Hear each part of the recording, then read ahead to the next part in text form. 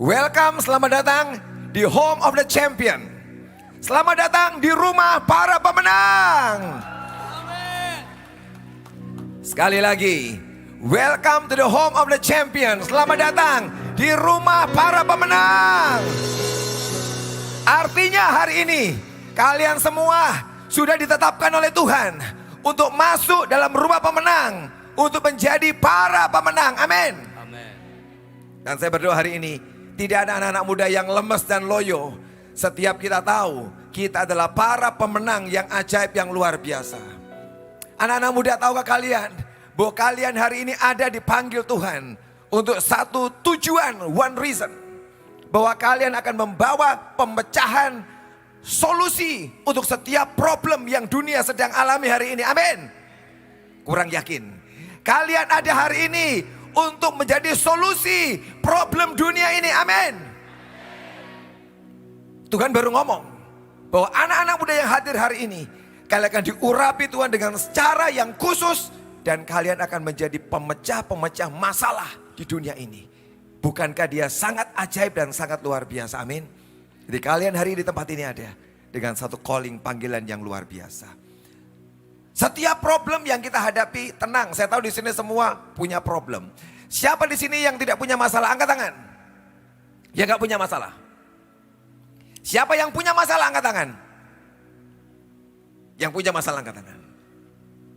Bagus, kita jujur. Tahukah saudara, hari ini engkau yang punya masalah, engkau justru akan melihat keajaiban dan mujizat Tuhan di tengah masalah yang sedang kau hadapi. Amin. Masalah ada, artinya sebentar lagi ada satu langkah ke depan, engkau akan melihat sebuah mujizat akan kau alami dalam hidupmu. Saya berdoa bahkan sebelum kau pulang dari tempat ini, masalah demi masalah yang kau hadapi akan diselesaikan Tuhan dengan cara yang ajaib. Amin. Bahkan kau pulang ke rumahmu, ke gerejamu, engkau akan melihat bagaimana Tuhan akan menolong engkau menyelesaikan setiap persoalan hidupmu. Sebab ketika masalah datang, itulah awal dari sebuah keajaiban dan mujizat. Hari ini kita akan belajar firman Tuhan dari satu orang yang luar biasa yang bernama Daud. Kita buka 1 Samuel 17 ayat 4 sampai dengan ayat yang ke-8. 1 Samuel pasal 17, tolong ditayangkan ayatnya. 1 Samuel 17 ayat 4 sampai dengan ayat yang ke-8. Demikian firman Tuhan. Lalu tampillah keluar seorang pendekar dari tentara orang Filistin, namanya Goliat dari Gat. Tingginya 6 hasta secengkal. Ketopong tembaga ada di kepalanya dan ia memakai baju sirah yang bersisik. Berat baju sirah itu 5.000 sikal tembaga. Dia memakai penutup kaki dari tembaga. Dan di bahunya ia memanggul lembing tembaga. Gagang tombaknya seperti pesa tukang tenun, dan mata tombaknya itu 600 sikal besi beratnya. Dan seorang pembawa perisai berjalan di depannya. Ia berdiri dan berseru kepada barisan Israel, katanya kepada mereka, mengapa kamu keluar untuk mengatur barisan perangmu? Bukankah aku seorang Filistin dan kamu adalah hamba Saul? Pilihlah bagimu seorang dan biarlah ia turun mendapatkan daku. Ini masalah. Sebab hari itu orang-orang Israel sedang diserang oleh orang-orang Filistin. Tanpa reason, tanpa alasan. Pokoknya hari itu siapa yang kuat, dia akan menyerang yang lain supaya kalah. Dan hari itu ketika dua bangsa berperang, Filistin dan Israel sedang berhadapan.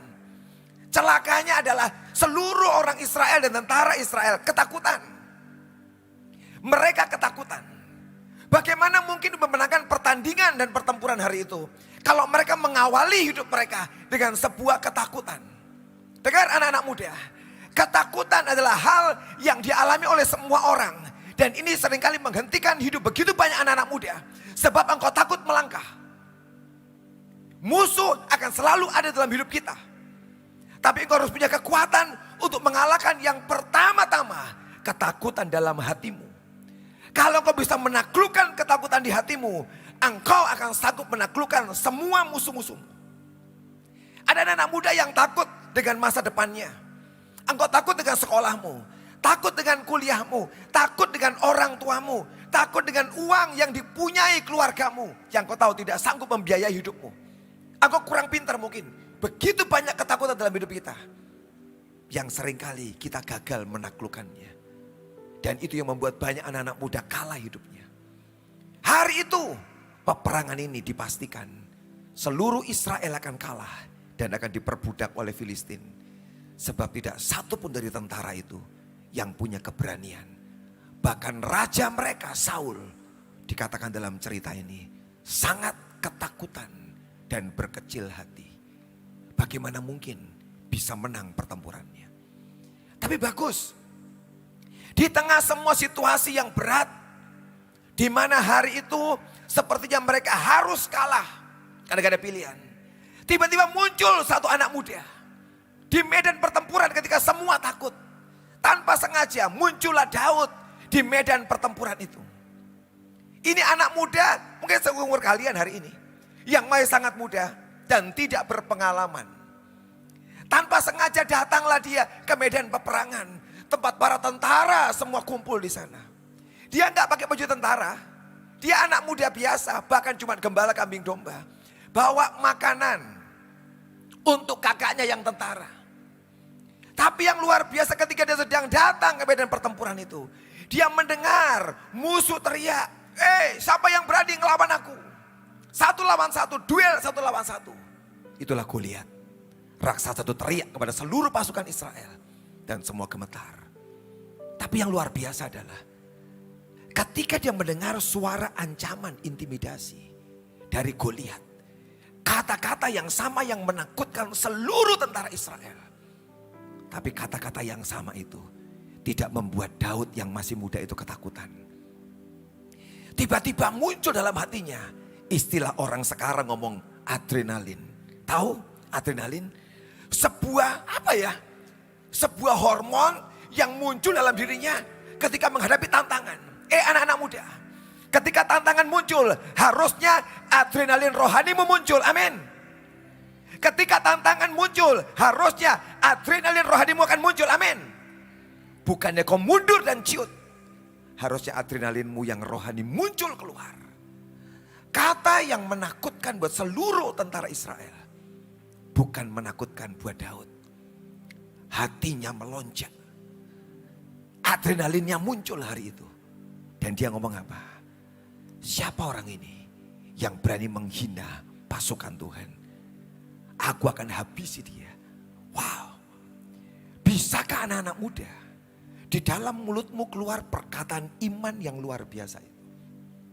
Kalau yang lain takut, kalau yang lain putus asa, yang lain mudah menyerah, apakah bisa keluar dari mulutmu perkataan-perkataan iman? Amin. Kita harus dibedakan dari anak-anak muda lain. Kalau mereka takut dan gentar, harusnya anak-anak muda yang di tempat ini, sejak hari ini, di dalam mulutmu ada semua perkataan yang luar biasa yang kau akan ucapkan buat musuh yang menakutkan itu. Bagi seluruh tentara ini menakutkan. Tapi buat anak muda itu muncul adrenalinnya. Dan dia berkata, aku akan lawan dia. Aku akan lawan dia. Waktu dia mendengar Goliat teriak-teriak, dia tanya, kalau aku ngalahin itu, Goliat itu, raksasa itu, aku dapat apa sih? Tolong ditayangkan ayatnya. Ayat yang ke-26. Apa hadiahnya sih? Kalau aku sampai bisa mengalahkan dia. Lalu berkata Daud kepada orang-orang yang di dekatnya, apakah yang akan dilakukan kepada orang yang mengalahkan orang Filistin itu? Dan yang menghindarkan cemooh dari Israel.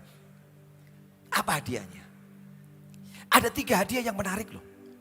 Yang pertama adalah, dia akan siapa saja anak muda yang berani membunuh Goliat akan dimenikahkan dengan anak raja. Jadi menantu raja. Yang kedua, akan diberikan pemberian uang yang sangat banyak. Yang ketiga, tidak usah bayar pajak. Ada 3 tawaran yang raja berikan. Tapi bagaimana dengan semua tentara? Hadiah sehebat apa, sebesar apa, tidak membuat para tentara Israel berani berperang melawan Goliat. Satu pun gak ada. Tapi ketika Daud mendengar hadiahnya, wow, lumayan. Ini menggiurkan. 1, jadi menantu raja, lumayan merubah nasib. Ini cuma anak gembala yang miskin. Hari ini kalau sampai berhasil bunuh Goliat, jadi menantu raja. Naik pangkatnya. Yang kedua, dapat uang yang sangat banyak. Yang ketiga, bebas pajak. Anak-anak muda di sini, Kalau kau dapat tawaran, akan dinikahkan dengan anak presiden atau anak raja. Siapa yang mau? Angkat tangan. Tidak ada. Berarti kalian sama dengan tentara Israel yang penakut. Sekali lagi, kalau sampai kalian ada yang ngomong, kalau siapa berani, akan aku nikahkan dengan anak raja atau anak presiden. Siapa yang mau? Angkat tangan. Cuma 45. Anak-anak muda lu keterlaluan. Hei cowok-cowok. Siapa yang cowok di sini angkat tangan? Yang cowok. Cewek jangan angkat tangan. Yang cowok-cowok. Ini ada sekian ratus ribuan cowok ya.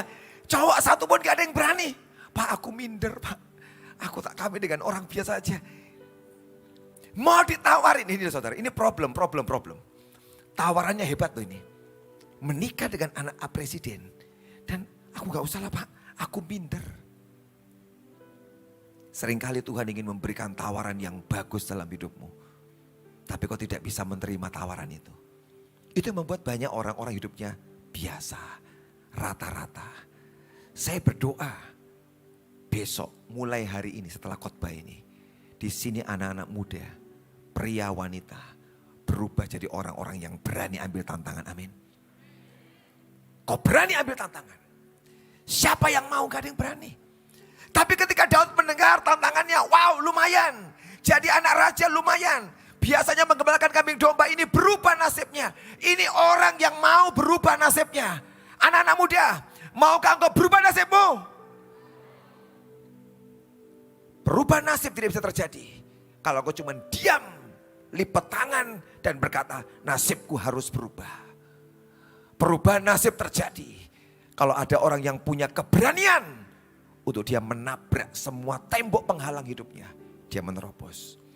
Hari ini saya berdoa, ada urapan yang turun dalam hidupmu, mempunyai keberanian yang luar biasa, merobohkan semua tembok penghalang hidupmu. Supaya hidupmu tidak rata-rata, tapi hidupmu di atas rata-rata. Amin. Cuma satu, dari sekian ribu mungkin ratusan ribu tentara, cuma satu yang tertarik dengan tawaran raja. Aku mau itu, aku mau itu. Tapi setiap kali muncul tawaran yang menarik, akan ada selalu tantangan. Anak-anak muda dengar ya. Tidak ada semua yang hebat, yang luar biasa, yang ajaib tanpa tantangan yang besar. Engkau pengen jadi orang sukses? Jangan pikir dengan duduk diam jadi sukses.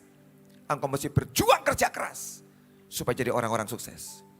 Untuk dapat ranking pertama di SMP SMA-mu. Gak bisa langsung ranking. Engkau harus berjuang sampai engkau dapatkan ranking. Belajar sungguh-sungguh. Semua yang mulia, yang luar biasa perlu disertai dengan sebuah perjuangan. Tantangan pasti ada. Waktu Daud berkata, aku mau ngelawan dia. Tantangan pertama yang didapatkan adalah dia harus ketemu dengan kakaknya. Ayat yang ke-28. 1 Samuel 17:28. Ketika Eliab kakaknya yang tertua mendengar perkataan Daud kepada orang-orang itu, bangkitlah amarah Eliab kepada Daud sambil berkata, mengapa engkau datang? Dan pada siapakah kau tinggalkan kambing domba yang 2-3 ekor itu di padang gurun? Aku kenal sifat pemberanimu dan kejahatan hatimu. Aku datang kemari dengan maksud melihat pertempuran. Yang pertama tantangan ketika engkau ingin mengubah nasibmu adalah saudaramu sendiri. Yang berkata, ngapain kamu? Ngapain kamu lawan Goliat? Aku tahu kamu memang pemberani, kamu berani. Tapi juga aku tahu kejahatan hatimu. Saudara, apakah Daud jahat? Enggak. Dia justru pengen membela bangsanya. Tapi kakaknya berkata, kamu jahat Daud. Loh, kenapa kok jahat? Waktu saya membaca ayat ini, Tuhan menyingkapkan sesuatu rahasia buat saya. Tentang kenapa kakaknya berkata, kamu jahat. Sebab hari itu memang yang dibuat Daud itu adalah sebuah kejahatan. Buat seluruh tentara Israel. Sebab seluruh tentara takut. Cuma satu yang berani. Siapa? Siapa? Daud. Bayangkan, kalau satu berani, yang lain ketakutan. Maka yang takut itu bagus apa jelek? Jelek. Kalau semua sama-sama takut, ketahuan jeleknya enggak? Enggak ketahuan. Sebab kita semua sama-sama senasib, jelek semua. Begitu satu muncul, yang baik, yang berani, semua yang takut menjadi sangat buruk. Itulah kenapa kakaknya berkata, kamu jahat Daud. Karena kamu berani, kamu permalukan kami semua karena sikapmu. Anak-anak muda, dia sedang akan mengangkat hidupmu menjadi berbeda dengan yang dari dunia, amin. Dan engkau akan dipakai mempermalukan orang-orang dunia. Dia akan angkat hidupmu, dia pakai engkau seperti Daud. Buat kakaknya ini memalukan. Engkau jahat Daud. Kamu jadilah orang yang penakut kayak kami. Supaya kita semua sama nasibnya. Tapi enggak, ini anak muda yang memilih berbeda. Saya berdoa anak-anak muda yang hadir hari ini. Engkau memilih hidupmu berbeda dari dunia ini, amin. Engkau mempunyai roh keberanian yang dari Tuhan. Hari itu dia dicegah, dihentikan. Tapi dia kebaskan tangannya. Tidak, aku tetap akan maju berperang. Dan dia maju perang. Sebelum maju orang berkata, Daud, lu mesti minta izin pada raja. Dan hari itu Daud lari, dia ketemuin Saul. Ayat yang ke-33. Tolong ditayangkan. Setelah dia menang dengan kakaknya Saul, Eliab, dia lari ke raja minta izin. Dan apa yang raja katakan? Tapi Saul berkata pada Daud, tidak mungkin engkau dapat menghadapi orang Filistin itu untuk melawan dia. Sebab engkau masih muda, sedang dia sejak dari masa mudanya telah jadi prajurit. Ketemu raja, dihalangi lagi. Engkau tidak mungkin. Kamu gak mungkin. Kamu gak mungkin. Ini kata yang seringkali mematikan banyak anak-anak muda. Kata apa itu? Kamu tidak mungkin, kamu tidak bisa. Sering dengar kata itu? Kamu gak bisa, kamu gak mungkin. Mungkin orang lain yang gak ngomong. Tapi kau sedang ngomong pada dirimu sendiri. Aku gak bisa. Aku gak sanggup. Aku gak mungkin. Ini satu kata yang mematikan banyak anak-anak muda. Yang membuat destinimu berhenti. Dan kau tidak pernah jadi orang hebat. Sebab kau berkata, tidak mungkin. Hari ini saya berdoa. Kalian berhasil menjebol, menghancurkan kata ini. Tidak mungkin. Engkau hancurkan kata tidaknya. Dan yang muncul mungkin dalam hidupmu semua. Amin. Hari ini semua akan mungkin. Amin. Hari ini semua akan mungkin. Amin. Hari ini semua akan mungkin. Amin. Saya akan ulangi terus sampai saya meyakinkan kalian semua. Bahwa semua itu mungkin bagi Tuhan. Setelah selesai dia menghadapi Saul, tidak mungkin. Oh bagus. Ini anak muda yang selalu punya jawaban. Raja berkata, kamu gak mungkin. Kamu gak qualified. Kamu itu gak qualified. Kamu itu tidak punya kualitas yang bagus untuk kalian raksasa. Dia itu pahlawan, kamu bukan loh. Tapi hari itu Daud punya jawaban. Bagus. Apa yang dijawab oleh Daud? Aku ini sering mengembalakan kambing dan domba. Ketika ada singa dan beruang datang untuk memangsa dombaku, aku akan menangkap janggut singa. Dan aku sudah membunuh singa dan beruang. Dan hari ini raksasa itu akan aku bunuh juga. Itu perkataan yang hebat dari Daud. Sebab apa? Dia punya pengalaman selama di padang rumput, di padang gurun. Dia membunuh banyak singa dan banyak beruang. Dan dia berkata, kalau Tuhan tolong aku dulu, hari ini dia akan tolong aku juga. Amin. Anak-anak muda, ingat, di dalam hidupmu semua ini ada kekuatan potensi yang ajaib yang sudah diberikan Tuhan dalam hidupmu. Pakai potensi kemampuan hidupmu itu, saudara.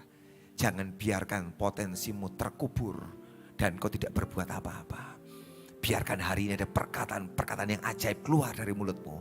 Aku akan bunuh raksasa itu. Aku kalahkan dia. Selesai dia ngomong, Saul menyerah. Gak bisa berbuat apa-apa. Silakan maju. Dan anak muda itu maju.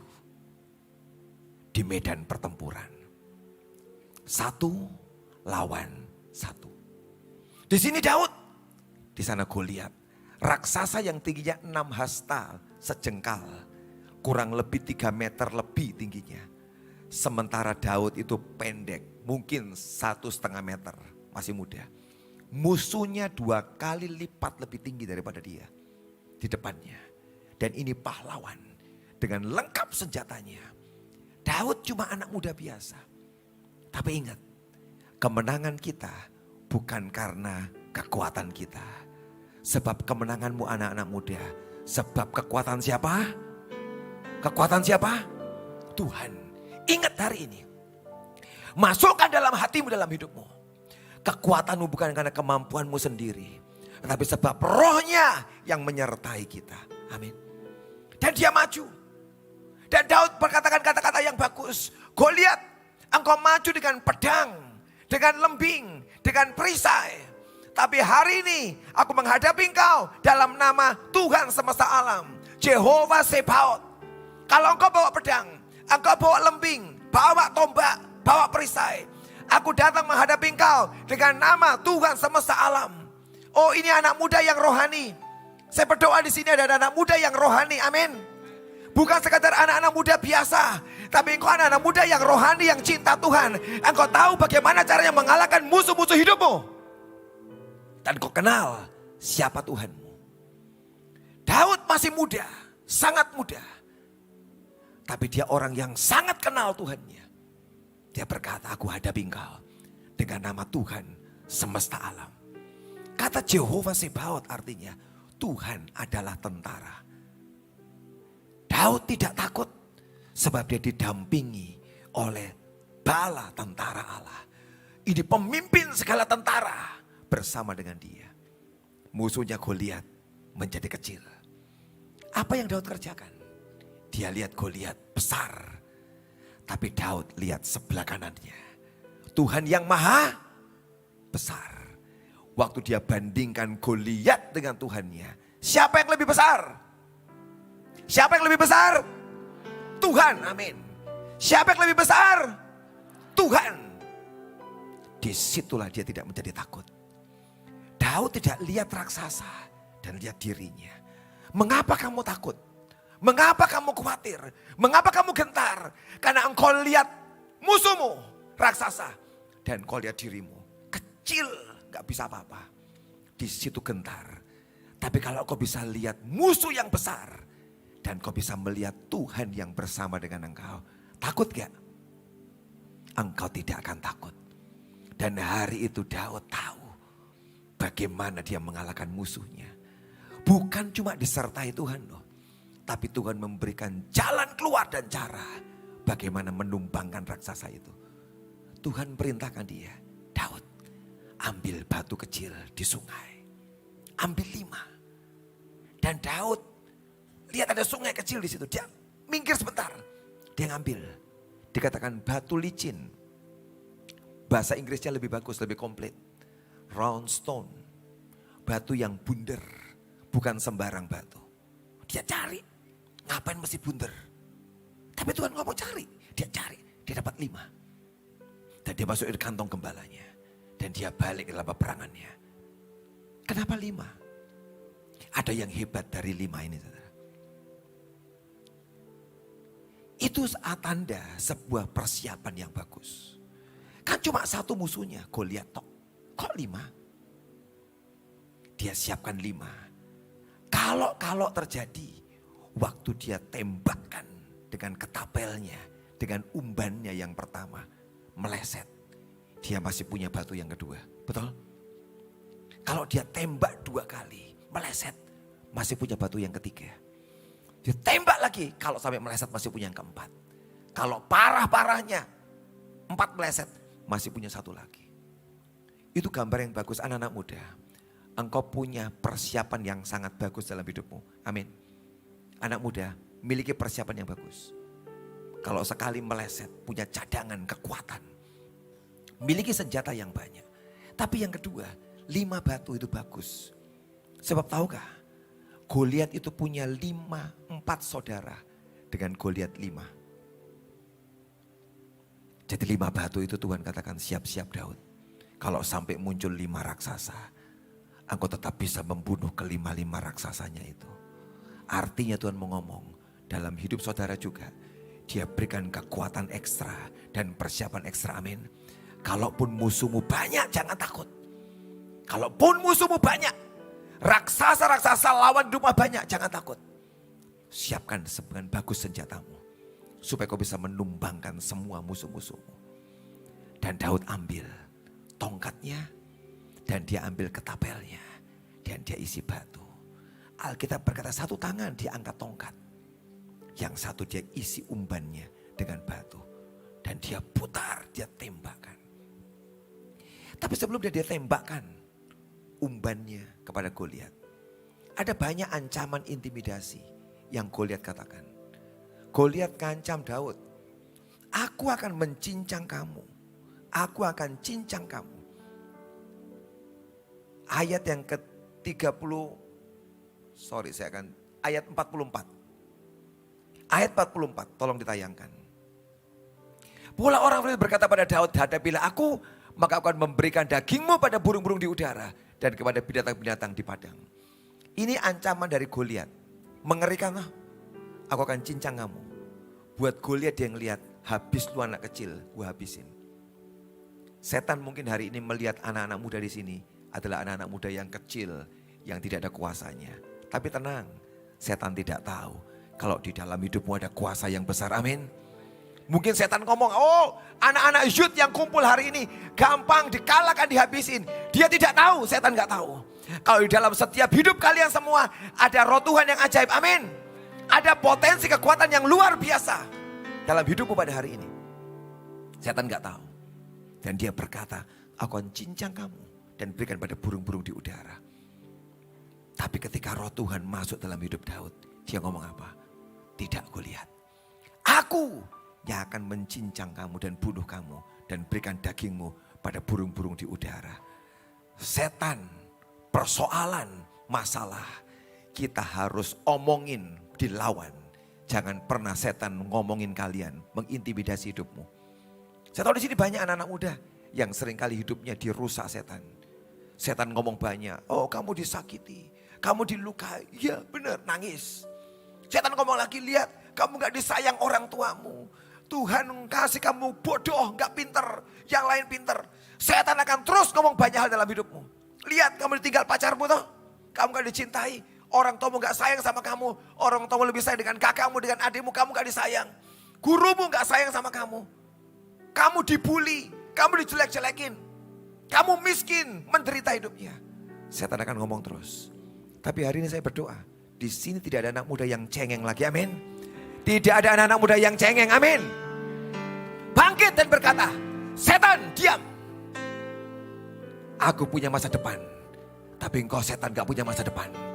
Ngomong sama setan dengan berani, setan aku punya masa depan, setan kau gak punya masa depan. Anak-anak muda, berdiri dari kursimu, berdiri dari kursimu, berdiri semua, berdiri. Ngomong, aku punya masa depan. Yang keras, aku punya masa depan. Ngomong, aku punya masa depan. Setan, engkau tidak punya masa depan. Yang keras, setan, engkau tidak punya masa depan. Aku punya masa depan. Aku punya masa depan. Setelah dia ngomong itu, Daud ambil batunya dan dia lari mendekat pada Goliat. Dia putar umbannya, dia tembakkan pada raksasa itu dan tepat kena di kepalanya. Tumbang, boom, jatuh. Dan dia lari mendekati raksasa itu. Dia ambil pedangnya, dia gak punya pedang. Dia tarik pedangnya Goliat dan dia habisi Goliat, dia potong lehernya. Dia potong lehernya. Dan di dalam ayat yang ke-54, bagus, saya suka ayat ini.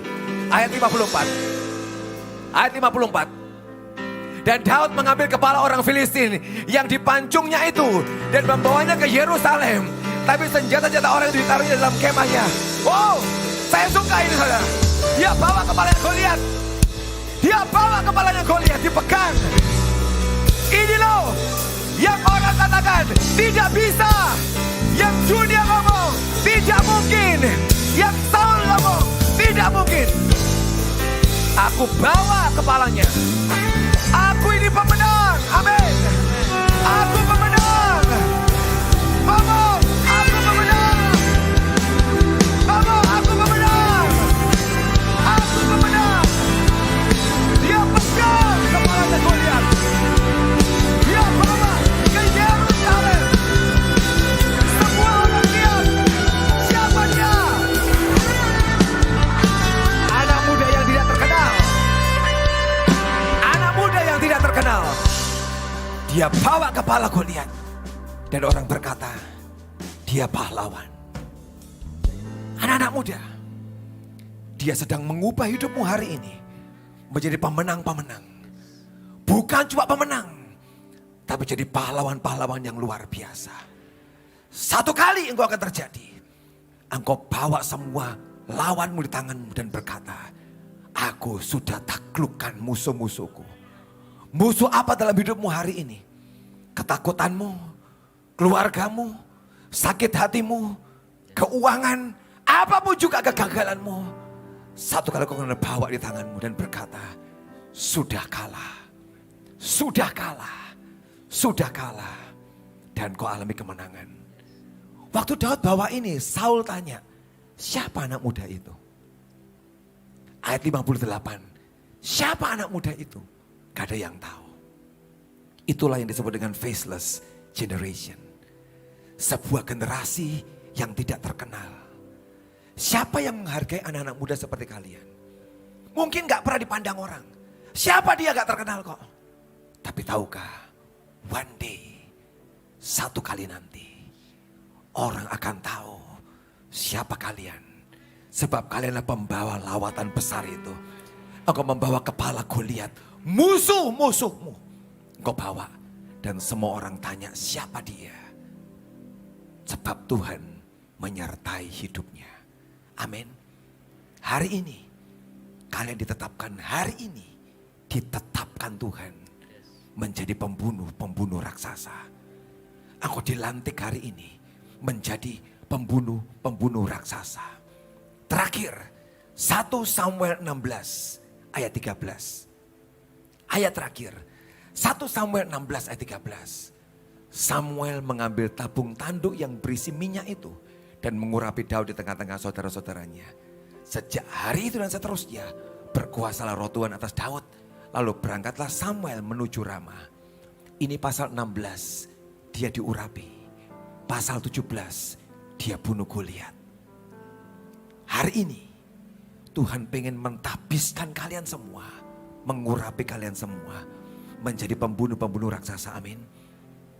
Bukan cuman itu, pengurapan ini, pengurapan raja yang akan mengangkat setiap anak-anak muda tempat ini. Engkau punya pengurapan seorang raja. Amin. Bukan cuma orang yang biasa rendahan, bukan orang yang rendahan, tapi ingat, engkau sedang diurapi dan diangkat Tuhan menjadi raja-raja yang ajaib. Amin. Jadi orang-orang yang punya kuasa, yang punya kedudukan yang tinggi, yang diangkat Tuhan. Anak-anak muda, jangan pernah merasa engkau terlalu muda, jangan pernah merasa engkau orang biasa. Tidak.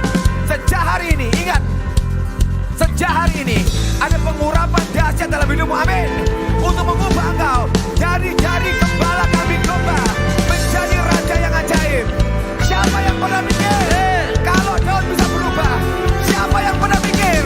Semua orang ngomong, oh dia anak biasa, anak kampung, anak desa.